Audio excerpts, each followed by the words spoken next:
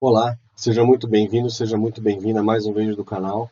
Meu nome é Bruno Pasquini e hoje eu vou estar falando na sequência dos vídeos que eu tenho apresentado aqui sobre distribuições estatísticas, histogramas e boxplots. Antes, eu quero te convidar mais uma vez a se inscrever no canal, a você ativar os sininhos para as notificações e você deixar o seu like aqui para poder impulsionar esse vídeo e levar esse e outros vídeos do canal do Comunidade DS que trazem muitas dicas sobre estatística, machine learning, Excel, Power BI, Python e vários outros temas da área de dados. Então, eu quero te convidar a vir comigo em mais uma explicação aqui. Então, nos vídeos passados, eu estava explicando que quando você tem uma quantidade de informações numéricas aí, principalmente, você pode usar do seu arsenal gráfico aí para poder representar esses pontos e eles te ajudam a compreender a natureza do seu fenômeno.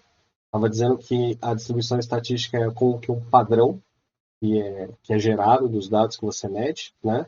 Então, até eu usei o exemplo aqui, imagina que você tem uma nuvem de pontos, que eles estão todos concentrados, e o histograma nada mais é do que você pegar essa quantidade de pontos que está embaralhada, emaranhada aqui, e você divide em intervalos iguais, e aí você vai colocar colunas, uma, duas, três, quatro, cinco colunas aqui, elas vão representar a frequência relativa, a altura delas vai representar a frequência relativa de cada intervalo.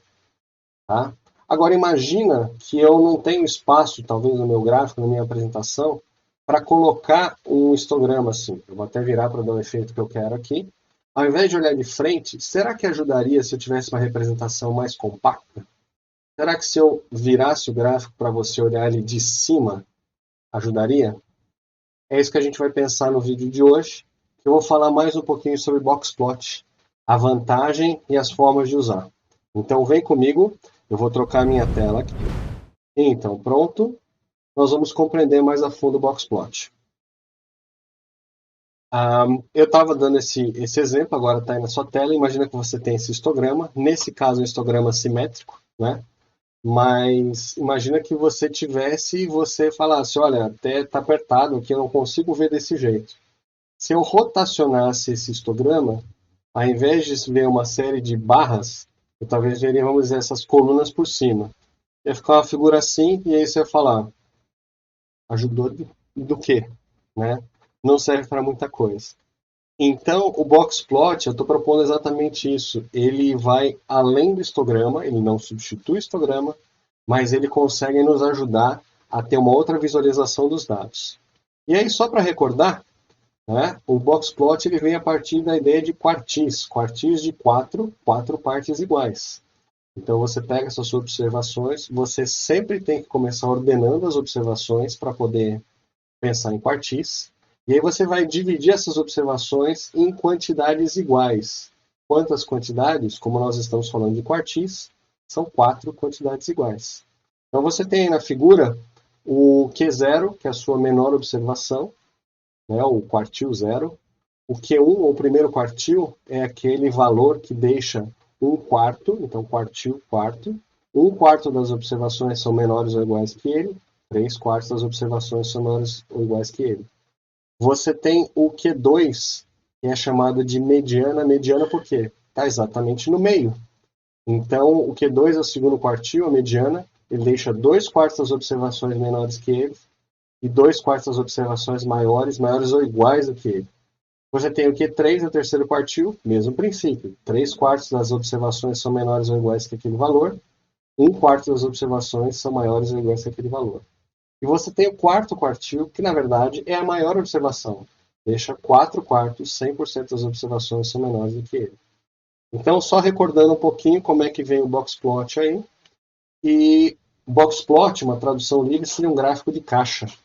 Essa caixa que a gente desenha, né, ele está limitado pelo primeiro quartil, é o limite inferior dele, pelo terceiro quartil, é o limite superior dele, e a gente sempre deixa marcado a mediana.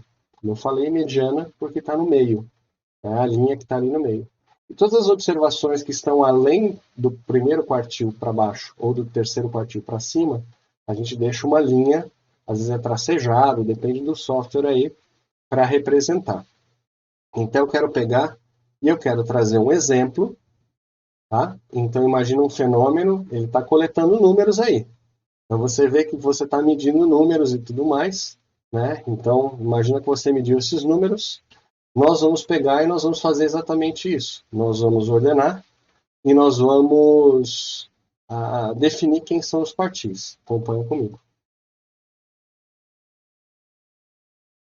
Pronto. Isso aí a máquina faz para você, tá? Mas você vê que as observações agora elas estão ordenadas. Não deu para colocar todas na mesma linha que não ia caber. Mas você vê que eu estou na sequência aí da menor observação, meu Q0 que vale 100, até o meu Q4 que vale 350. Então, uma vez que os dados estão ordenados, eu sei, por exemplo, que meu primeiro quartil é 140, que a minha mediana é 165 e meu terceiro quartil é 225. Nesses dados aí que eu estou simulando, tá bom? E aí, para fazer o box plot, lembra que eu não preciso de todos os dados, preciso só ter definidos quem são os meus quartis, principalmente o primeiro quartil, o segundo quartil e o terceiro quartil. Então, nesse caso, eu tenho os valores definidos. Por que eu estou trazendo isso? Porque eu preciso mostrar para você, precisa ficar bem claro na sua mente o seguinte: com esse desenho de quantidade de observações, o box plot está simétrico. Mas quando eu levá-lo no intervalo dos dados, ele não necessariamente vai ficar simétrico e esse exemplo vai mostrar isso para a gente. Então, como eu tenho observações indo até 350, eu coloquei ali embaixo a escala dos dados, então de 0 a 350. E o que eu vou fazer é que eu vou levar o box plot de onde ele nasce conceitualmente, que é esse espaço de quantidade de observações, no espaço dos valores dos dados. Então, olha só, eu vou fazer uma cópia original aqui do box plot do jeito que eu tinha pensado, e eu levei ele lá para baixo, onde eu vou fazer o seguinte. Agora, eu coloquei ele no espaço dos valores das observações. Você percebe que o limite inferior da caixa, ele continua no meu primeiro quartil, no caso 140. A minha mediana, ela está onde eu tinha medido o segundo quartil, 165.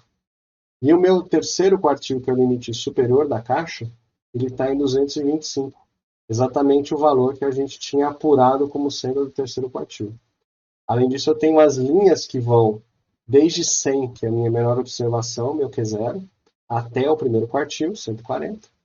E do terceiro quartil, 225, até a minha maior observação, que é 350. Então, ali no espaço dos dados, fica mais claro você ver como é que o box plot ele não é simétrico. Ele não é necessariamente simétrico, na maioria das vezes não vai ser.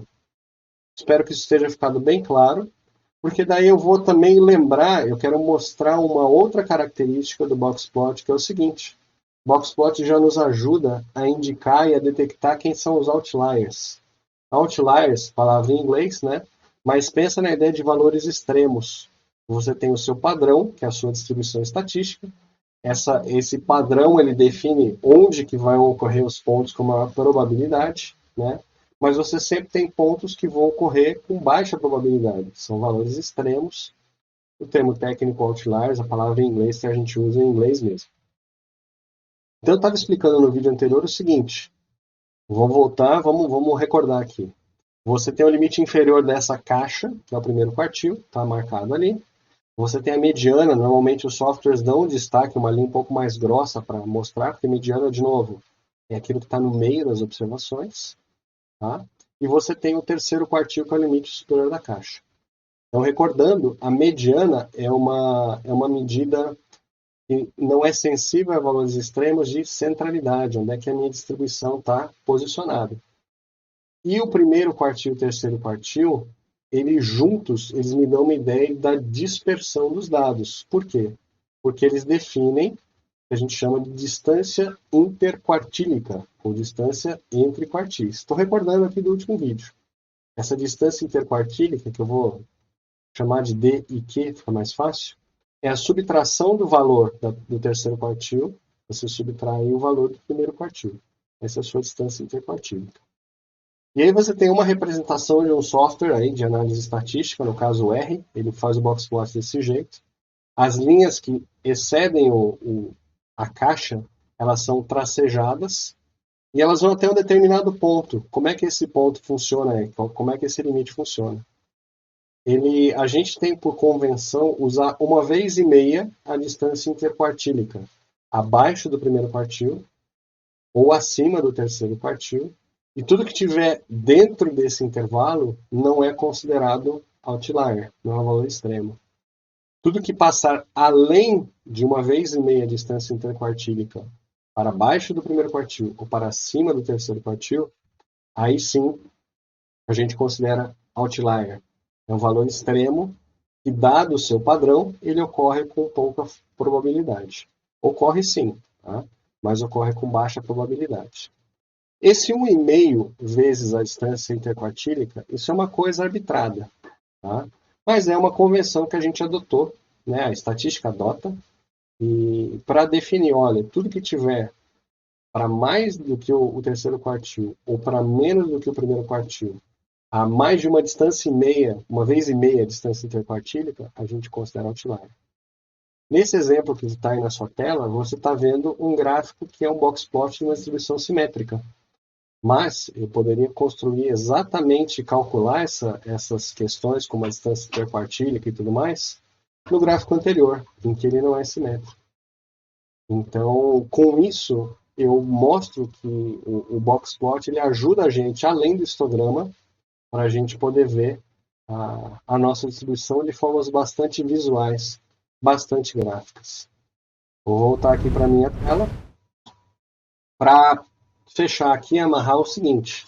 Eu estava te explicando que distribuição estatística é o padrão dos dados, se eles são mais assim, mais abertos, mais fechados, achatados, simétricos, assimétricos. Falamos do histograma, que ele é uma representação gráfica aí da frequência relativa de cada intervalo. E nesse último vídeo estive aprofundando um pouquinho mais no boxplot, ferramenta extremamente útil para mostrar para a gente um pouco de centralidade, um pouco de dispersão e até mesmo os outliers. Eu espero que você tenha gostado desse conteúdo e a gente se vê no próximo vídeo. Um abraço.